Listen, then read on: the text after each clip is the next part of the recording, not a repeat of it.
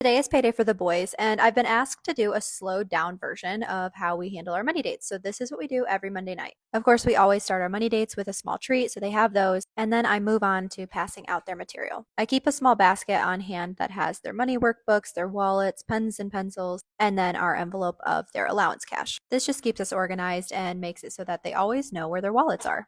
Next, it's time to start passing out allowance. And so each week we'll just look at the calendar and make sure that everybody did their chores. And if they did, then they get their full allowance and we just calculate that out. Once they have their cash, then it is time to start budgeting. So we always make sure that they look at their expenses first. We see where we are in the month, when their expenses are due, and then they know how much they need to set aside this week for their expenses based on when it is due. After their expenses, then we look at savings. So they look at any savings goals that they have currently and determine how much of their money or income that they want to use towards saving. This week, they did have a little bit of extra cash because they got some Christmas money. So they have been setting that aside in their wallets until they were able to budget it out with this week's allowance. After they decide how much they want to save, then they allocate the rest of their money for the other categories, so spending, giving, and investing. They write out everything on a budget